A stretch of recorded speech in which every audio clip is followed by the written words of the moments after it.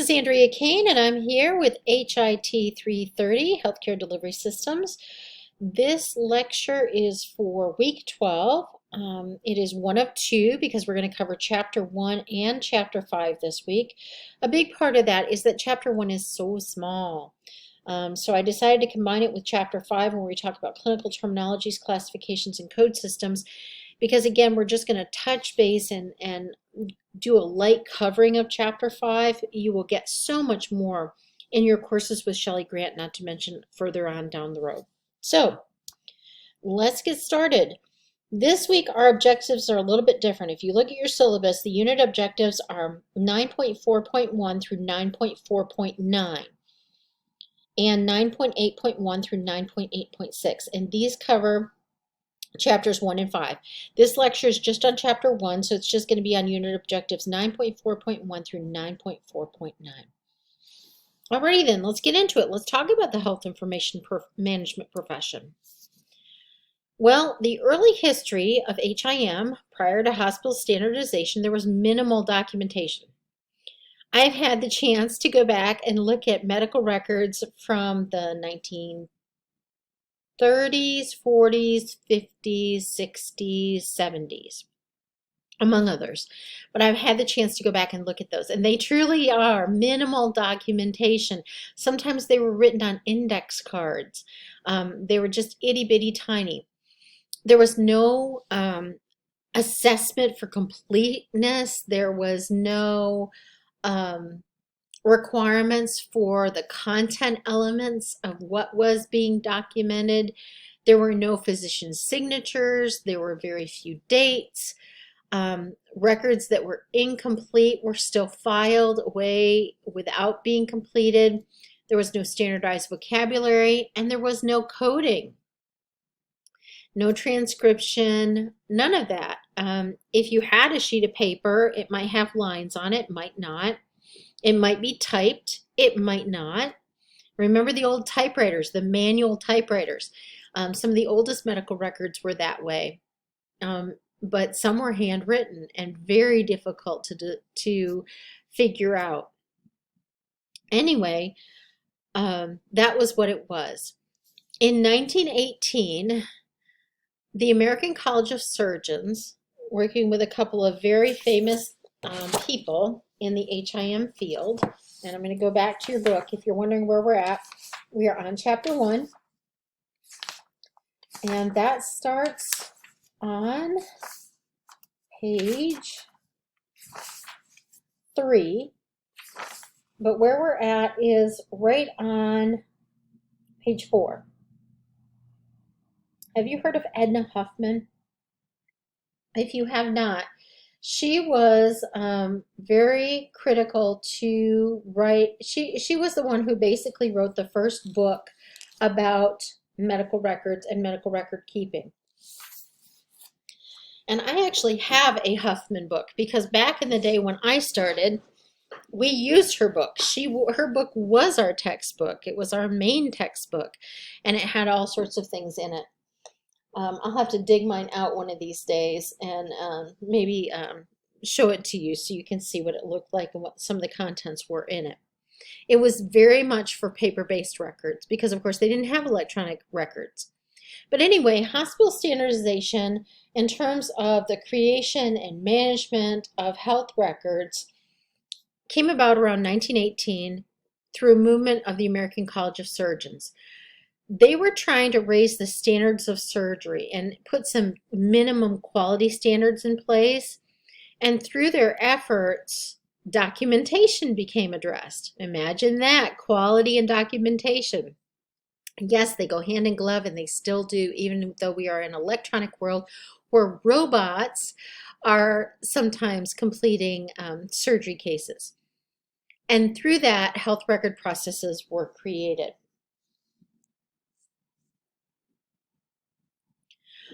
All right, so then in 1928, the American Record Librarians of North America was created, that professional group, and they had 58 charter members.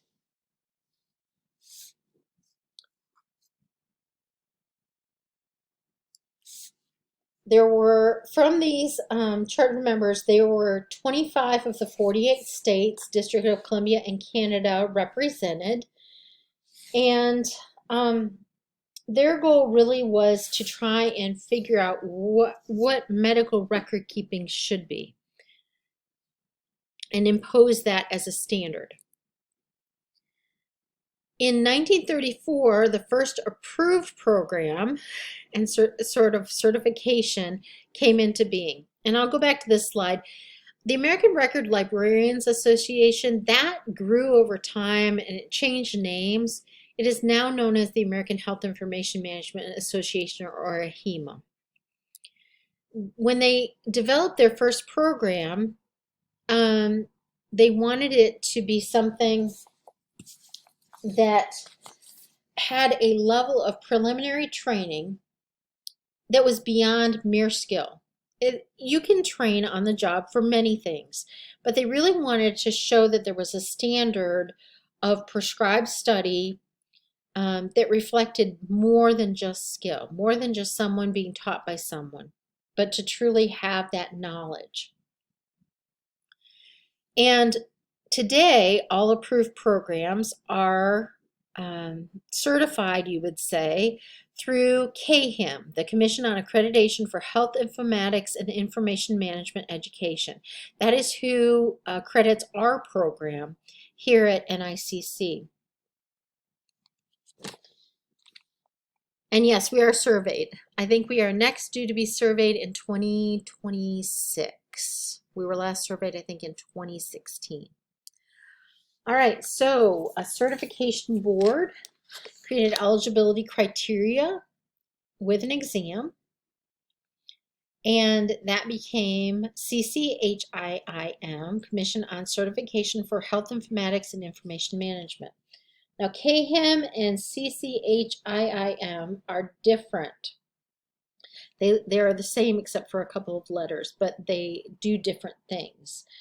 CAHIM is what is the accrediting body, whereas CCHIIM is the one who develops the criteria and the exam. All right, so they went from the American Association of Medical Record Librarians to the American Medical Record Association to American Health Information Management Association. And there are some mumblings and rumblings as to whether or not that will change again. It will be interesting to see. The credentials, those also changed as well.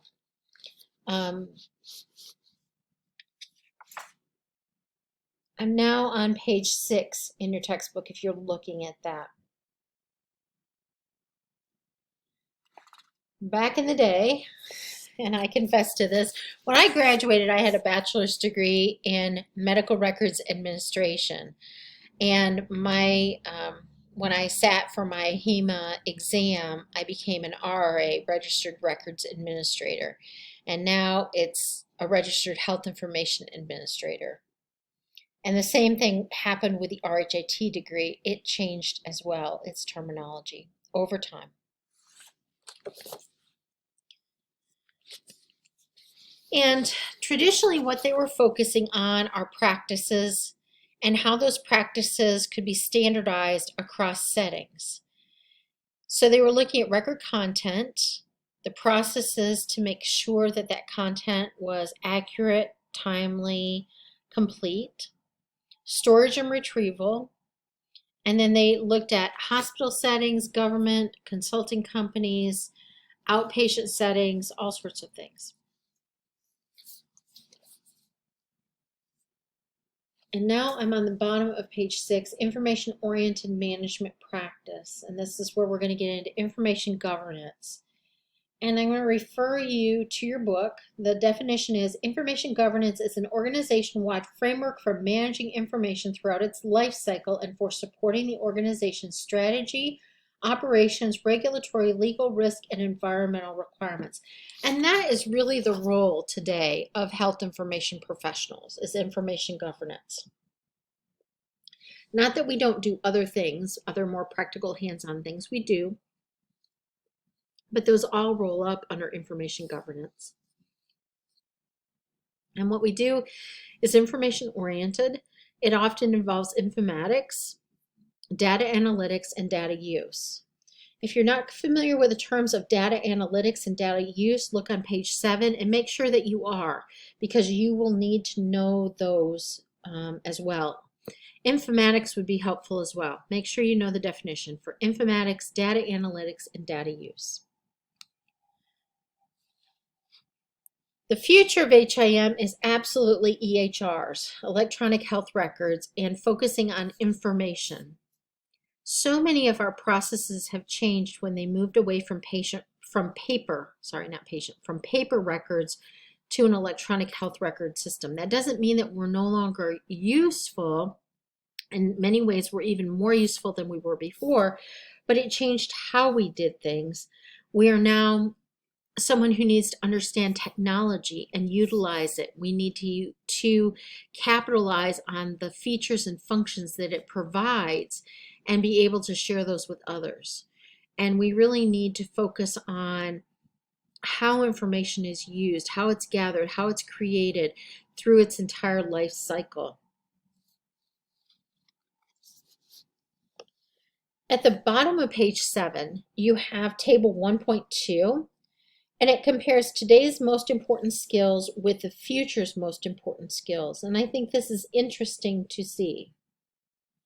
I'm not going to debate about how they came up with this or what have you, or whether or not it's completely true, but I do think a couple things are worth mentioning. I do think it's important to understand our future really is the EHR.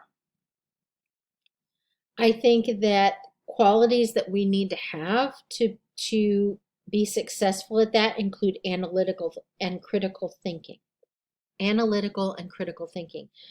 Problem solving, absolutely. I think that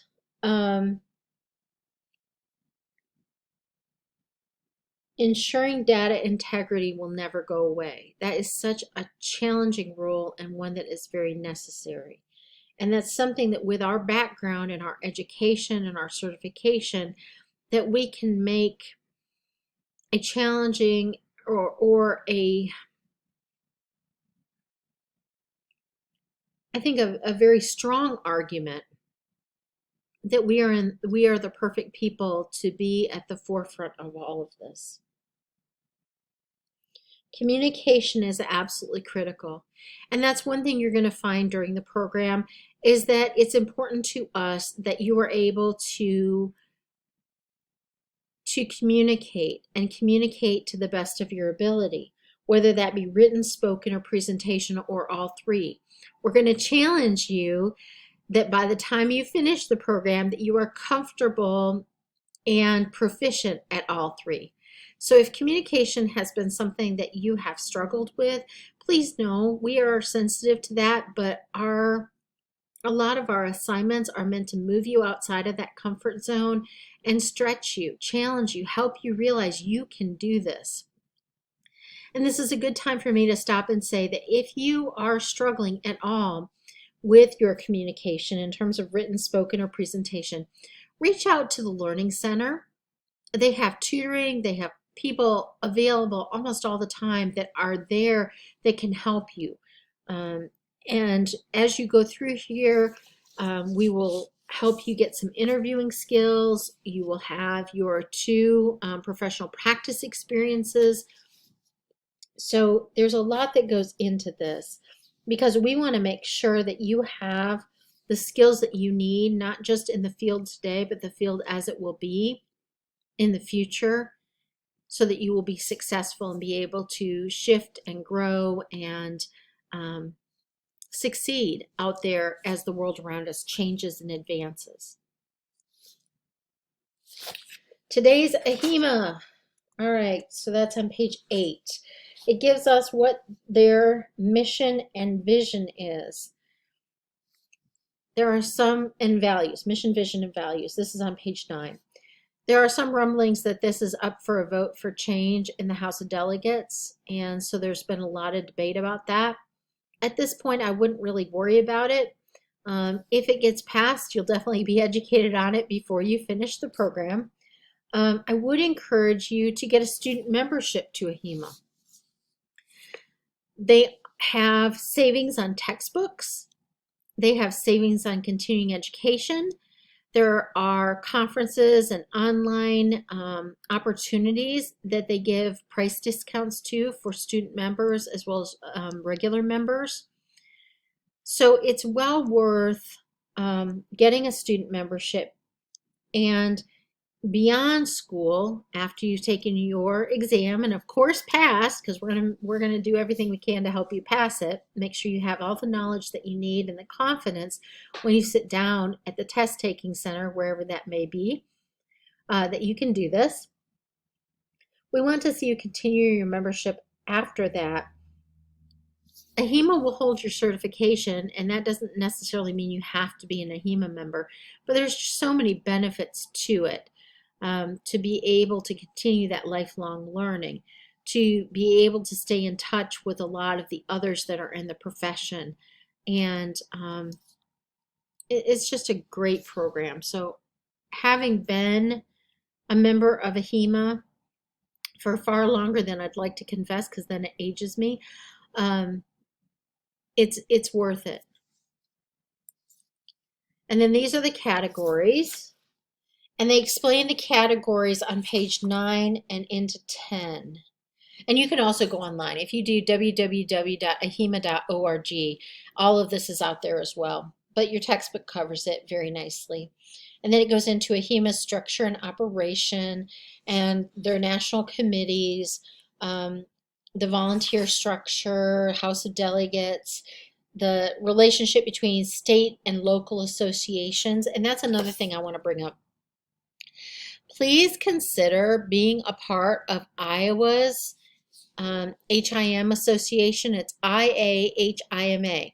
If you have not gone, please go out to, oops, let's see, did I go too far? I think I went too far, sorry. Please go out to www.iahima.org.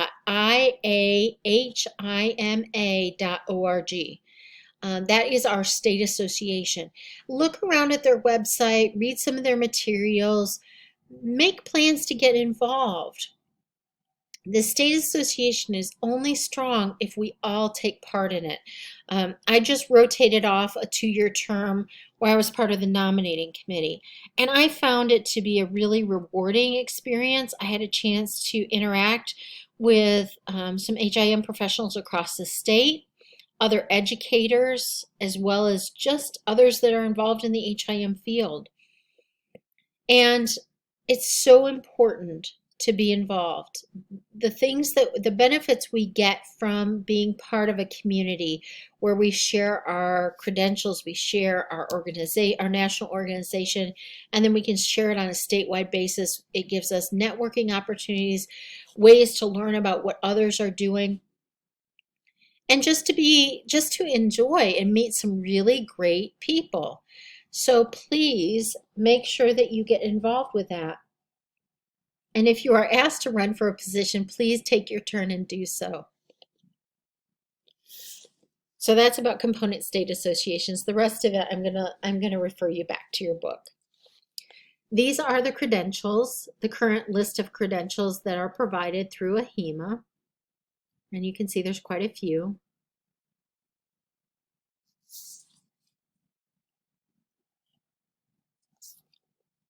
The things that you need to do to maintain your certification is obviously you need to pay your fees to AHEMA. You need to make sure that you complete, if there's self-assessments, that you provide your CEUs that you are doing on the particular areas that you're required to do.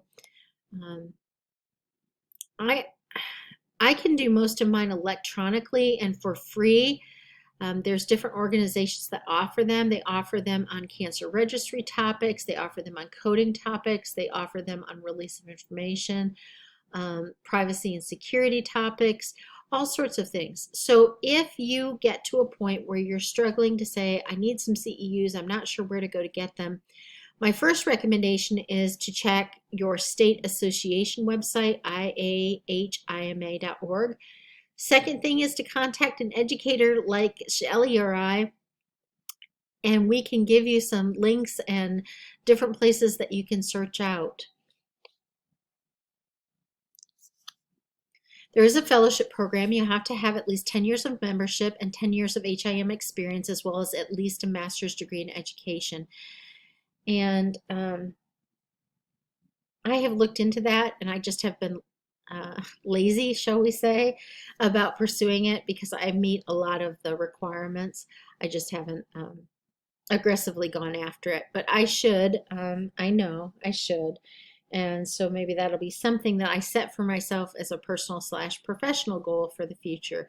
But it encourages us when there are opportunities like a fellowship program out there to never stop growing, to keep challenging ourselves professionally. AHIMA supports a lot of training and education opportunities. They have educational programs. They have the virtual lab. In fact, next fall, if you are in HIT 352, I teach that, we go out and we use AHIMA's virtual lab. We also use a system called EHR Go as well. And there are some good opportunities out there for learning. Excuse me, they have the CEE, Council for Excellence in Education, and then they have career maps. AHIMA also has a foundation, like so many other organizations, where they try and raise money, provide scholarships, create workforce development opportunities, and conduct research. And then you've got KHIM. We talked about that earlier. They accredit HIM, HIT, Health Informatics programs. We are accredited by KHIM. They do preliminary approval processes for candidacy. They do self-assessments, and they do site visits. That's all part of that accreditation process. Then there are additional specialty professional organizations that you may have heard of. There's HIMSS, there's ADI, there's AAPC, and there's NCRA, National Cancer Registrars Association. Those are all other professional organizations that involve HIM, that are outside of AHIMA, that you can also go to for continuing education information or become involved in. They also have their own certifications as well. Well, that is it. This was a very, very short chapter. I just encourage you to go through here, that you would read all of the information. Anything that's in that teal color that you look up, make sure you understand what that term means. And if you're interested in any of those other specialty professional organizations, go out and take a look at them on the internet. It's interesting reading.